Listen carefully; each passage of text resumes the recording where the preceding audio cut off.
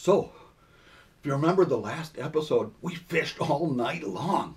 But don't even think about going home and going to bed, because here in BC in June, at 3 o'clock in the morning, it's already getting light again. So we've just got enough time to load my pontoon boat back on the car and stop by at Tim Hortons for a mug of hot coffee and another donut, and then get up to Spider Lake to catch the dawn bite. I'm going to continue testing my homemade topwater lures for smallmouth bass, but things have changed. Episodes 4 and 5 were shot in early May, before the bass started spawning. Nowadays, I pretty much take a vacation from bass fishing during the last half of May and let them do their thing. But now it's June, and I'm back out testing my homemade lures. The fish are scattered now to deeper water, and it will be a lot harder to trick them into biting. But not impossible. I won't get as many hits now, but at least I had one good fish smash my spook. Missed another really good fish. Welcome to the Basstravaganza. I'm using a stiff 8.5-foot rod with 30-pound test, no stretch line, and I'm finding it almost impossible to handle these big bruiser smallmouth. I row out to an underwater gravel bar and throw out another long cast, and I get another good hit, a hookup, and another long distance release. My specialty. That's hit number 4 already. I bomb another long cast out to the horizon. This one swings and misses and then comes right back and chomps my lure again. It's really hard just to hook a fish at this range, much less to bring it into a net. After the spawn is finished, the bass will often be quite moody. Some days you might get a few topwater bites at the first light of day and then never get another one. And today is one of those days at Spider Lake. Now around here, the big male bass all build nests in shallow water every May. And it's hardwired into the genes of every male bass to attack anything that comes near their nest. Once I was snorkeling in Elk Lake in May, and I slowly came near a nest, and there was a big bass standing guard over it, and the instant he saw me, he just came charging right at my face. And when smallmouth get mad, their eyes turn bright red like the Terminator. It's quite a sight to have a 4-pound smallmouth 2 inches in front of your nose, flaring his gills and staring you down. So if they attack people, you can assume that they'll attack just about any lure you throw at them. You can tie a cigarette butt on the end of your line and they'll bite on it if they're guarding a nest. So nowadays I take a couple of weeks off from bass fishing during the spawn. Late May is a great time to fish for trout if you can figure out how to run a fly rod, or you can go looking for metalheads or brown trout in the Cowichan. You can't go bass fishing every day of your life. So this year, I took advantage of this time out to fine-tune the new lures I've been working on all winter. So before we go out again, I'm going to give a short tutorial on how I'm building these lures. I start with a piece of wood. Super cypress cedar is the best if you can get it, but you probably can't. Any old piece of cedar will do in a pinch. So I split out a blank and then quickly whittle it down to a basic shape. A short encounter with the angle grinder speeds things up.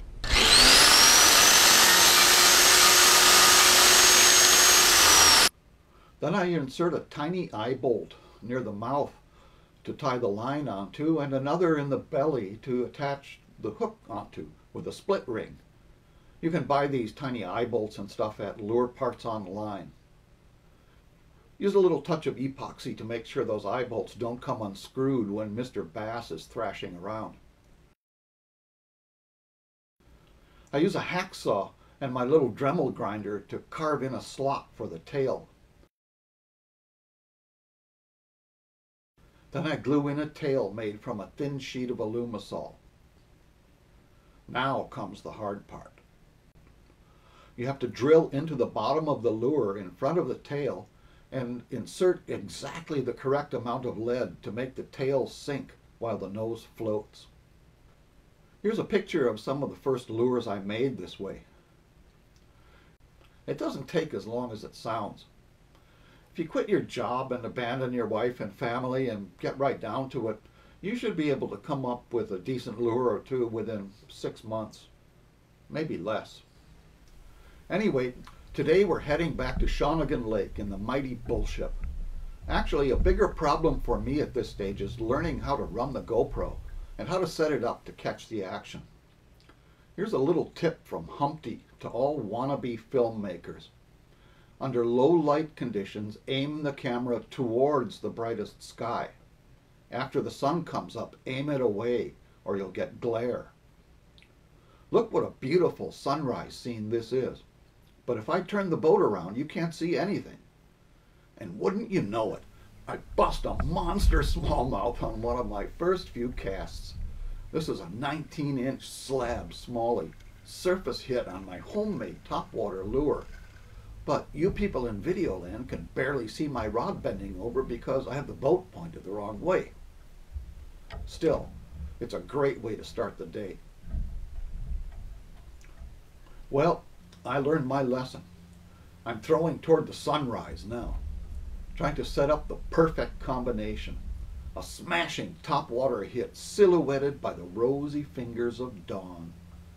I sling my big plug out toward the sunrise, almost to the channel marker buoy. It hits the water with a splat that will get the attention of any bass within 50 meters. There may be bass from all around the lake racing to see who can get there first. Then I start twitching it back along the surface over a deep underwater rock pile. There may be half a dozen big fish sizing up my lure. All it takes is one fool that wants a mouthful of super cyper cedar. And there it is. I worked so hard to set this up. From making my own lure to learning how to mount and operate the GoPro camera and how to achieve the perfect lighting conditions. I'm really proud of this short clip of video. You can see that this bass is not happy about becoming a movie star. Too bad this fish bent my hook, shook off my lure, and got away. Welcome to the Basstravaganza. That's hit number 5 already. But things slow down after that, so I'll try another lure. Some of these lures are hitting the water today for the first time ever. On this day I was experimenting with a front-mounted camera, but I can't go backwards with this boat, so I missed most of the hits on film. I'll have to change that, but not today. And there's another hit, number 6. It's even harder to get a hookup if you're already moving towards the fish. I throw back towards the same spot. This one takes a while to make up its mind, but when it does, it crushes my lure. Too bad you folks out there didn't get to see it. This is another raging bull. Big, bad Leroy Blake. Baddest bass in the whole darn lake. And once again, you can see how hard it is to land a big bass on this giant rod. With no stretch line, the big lure pulls loose again when the fish shakes its head, and it comes flying past the camera. You wouldn't want to have that lure hit you in the eye. Another long distance release. This is getting repetitious. Now most people keep their boats in deep water and cast towards shore, but with these big lures, I often park in the shallows and throw out deeper. It's another nice bass. And another fish that spits my lure right back at me. It's deja vu all over again. Welcome to the Basstravaganza. I'm going to interrupt the fishing for a moment again to give another tip to all amateur filmmakers. Always clean your lens before shooting video, especially if you happen to have a lazy moron for a cameraman. You might ruin a whole day of shooting just because of a dirty lens. But I'm going to include this following video here because it was an unforgettable morning in my fishing life. It's getting light enough now that you can see my lure. I'm starting with a perch imitation. Now it's a few days later, 2 weeks after the end of the spawn. This is often a really difficult time of year to fool the wily bass into jumping a topwater lure. But my lures have wiggly aluminum tails. And I may have forgotten to mention, they're made out of super cypress cedar. And it doesn't take long before I get my first bite. It's really hard to hook smallmouth on these big lures. There's only one triple hook and the big chunk of cedar usually just bounces out of their mouth. But this one is determined. It comes smashing right back on the next cast and misses again.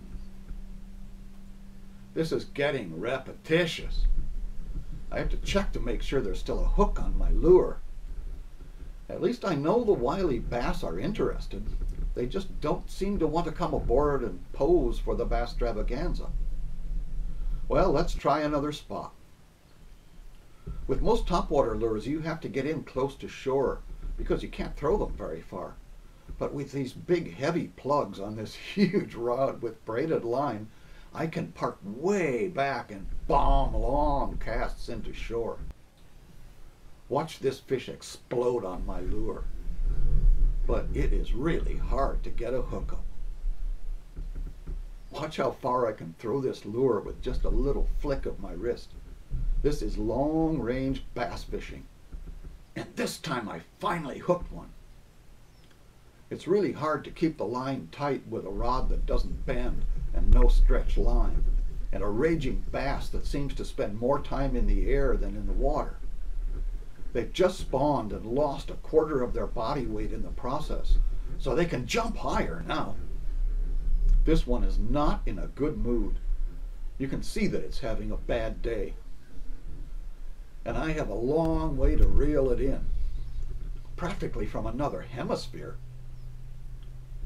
You can tell that this fish is not really happy about coming aboard to pose for the Basstravaganza. Once you get them aboard, they're usually pretty good about holding still for the camera, but they just don't really enjoy coming aboard.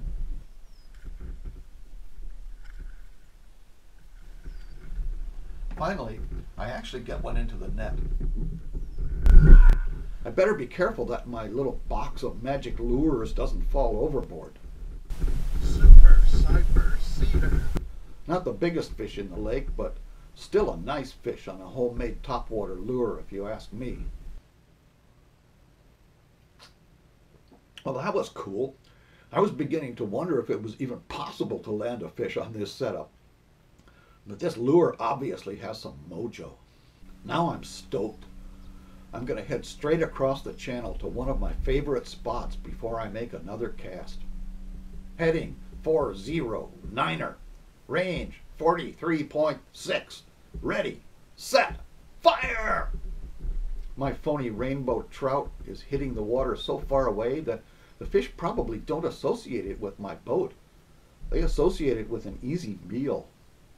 You can just imagine a big smallmouth nosing along under my lure thinking, this is too good to be true.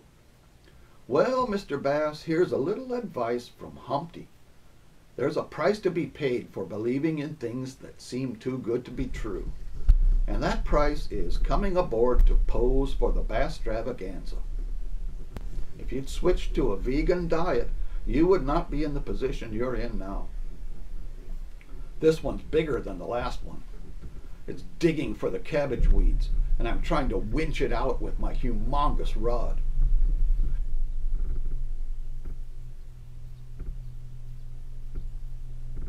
It reminds me of a previous lifetime when I was a log salvager and I had to tow log booms with a small boat. This is a real slugfest, but gradually I'm getting the upper hand. I have an advantage there because bass don't have hands.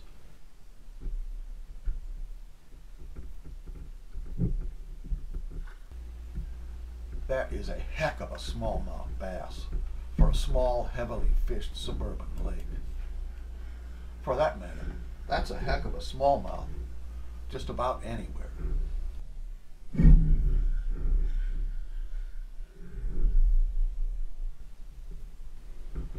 One thing I'm learning is that if you have an 8.5 foot rod, you need a net with an 8.5 foot handle. If there was somebody else around, they could help net the fish, but the rod is so long I can't bring the fish close enough to the boat unless I hold the rod straight up.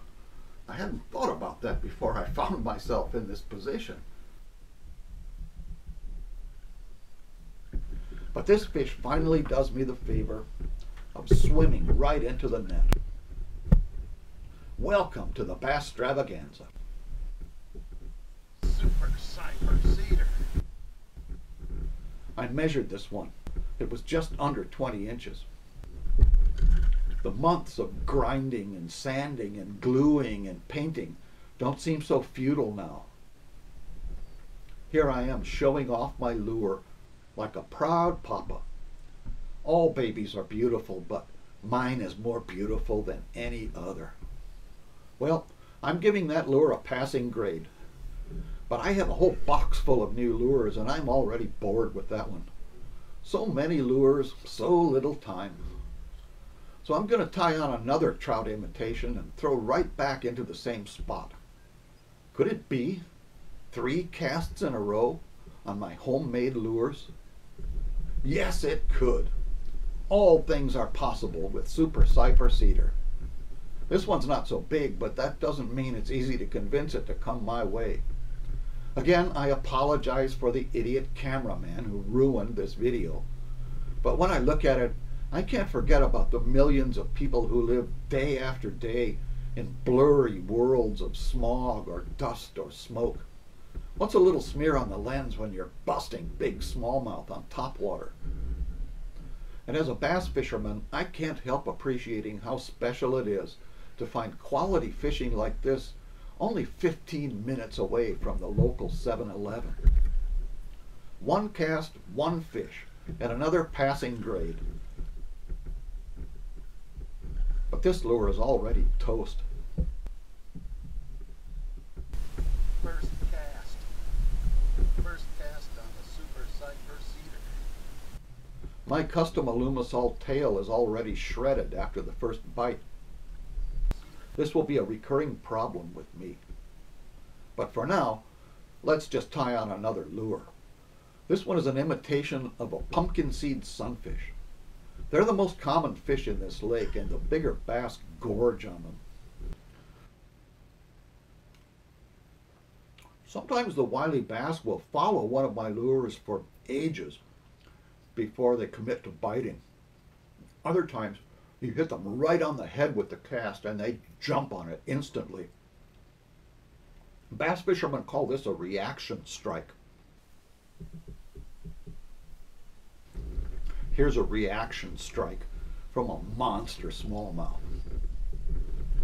That didn't take long.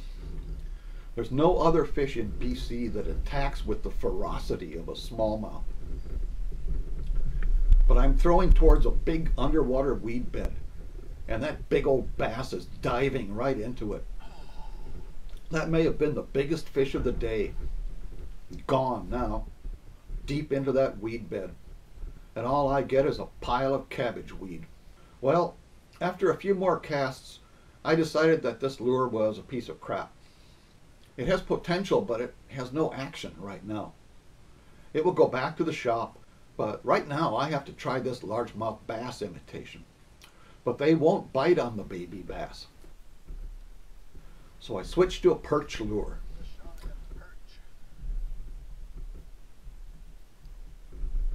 This lure acts more like a real fish than any of my others. It has a great bouncing walk the dog action, unlike the last two I tried. I'm walking it over the shallow end of the same weed bed. A spinnerbait or a rubber worm would get fouled here instantly, but my lure skates right over the weeds.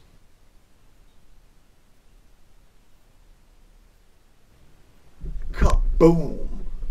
Now there is a fish with an attitude. This time I'm able to drag it out of the weed bed with my giant rod and gradually crank it in toward the boat.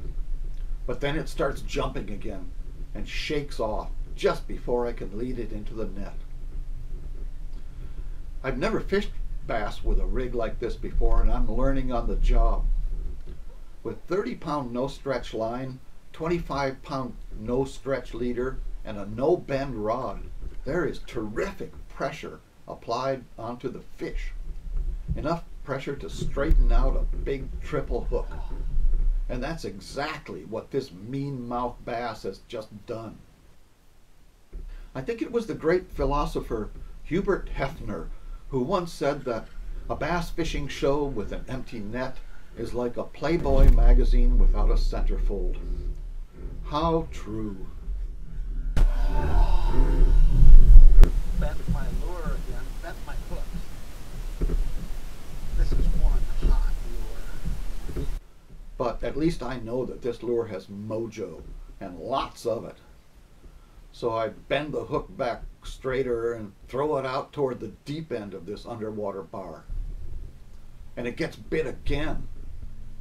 But this time it's just a splashy little hit from a tiny bass. You can see me mugging for the camera. 5 pounds.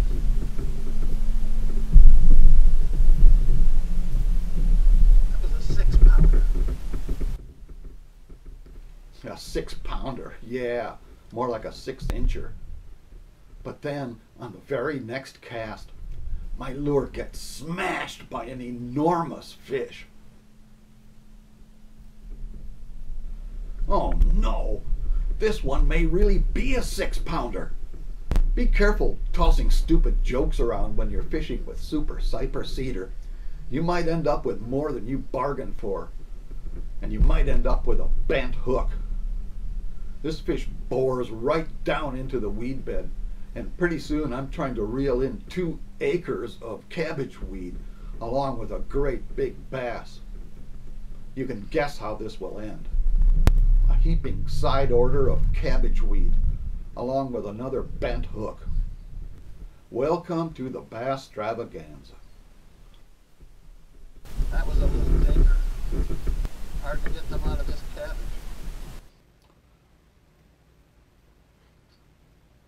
Well, the sun is getting high. Topwater bass fishermen are like vampires. They don't like being around in the bright light of day. Time to load out and head home. If that idiot cameraman hadn't smeared all over the lens, I would have shot some great video. Time is running out on this episode. I keep telling people that I'm hooking big fish, but I never catch one. Either they shake loose, or they get tangled in the weeds, or straighten out my hook, or the idiot cameraman screws up and can't get the camera to record. We have just enough time to make a quick dawn run back to Shawnigan Lake. Remember where I got a bunch of big hits in a previous episode? Let's go back there and try this huge rainbow trout spooky lure for the first time ever. I've had 3 good hits already and no hookups. And I forgot to turn out my headlamp. I'm throwing a huge wooden plug painted like a trout. Here's what it looked like before I removed the tail hook and replaced it with an alumisol tail. Not to worry. I don't know if I mentioned that my lures are made out of super cyper cedar, and it has a special aroma or something that bass are attracted to, even during the post-spawn doldrums. Anyway, I'm hooked into another big bruiser bronzeback, and this one stays on the hook. Even with my giant log loader rod, it's a handful to convince this guy to come aboard. It's like reeling in a revved up chainsaw. This one is thrashing around loud enough to wake up the neighbors. It sounds like a hippo fighting a crocodile. I'm really struggling to get this fish near the net with this giant rod. My guide was absent this morning, hung over, I think. But if I had someone else netting this fish and they screwed up and let the fish get away, I would never forgive them. In the bag! That's the biggest bass I ever caught on a homemade topwater lure. You can see me measuring it, 21 inches to the fork of the tail. Imagine this fish a few weeks ago, when it would have weighed a pound or 2 more. How big will it be next April if I manage to let it go today unharmed? Well, go back to your bass hole, Mr. Bass. I'll be back with another plan for you on some future episode.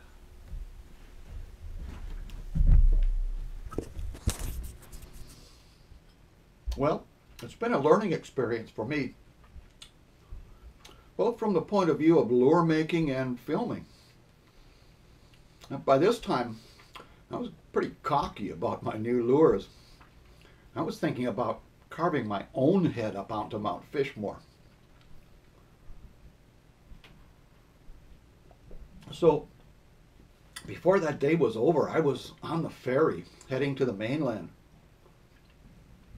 And I was planning to catch every single bass in the Okanagan Valley on video on topwater hits on my own lures. But I got to Asuyas before dawn, and right at the first crack of dawn it was too windy to fish like it often is there. So I drove on through to Christina Lake. It's a huge lake just east of Grand Forks that has both largemouth and smallmouth bass. There's a huge lily pad bed near the outlet.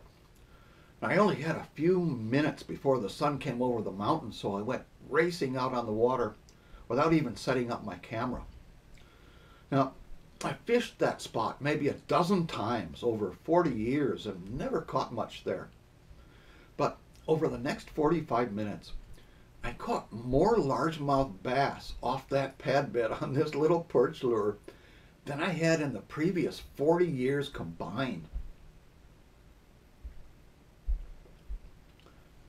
And by that time, I'd sorted my homemade lures and sent most of them back to the shop for modification.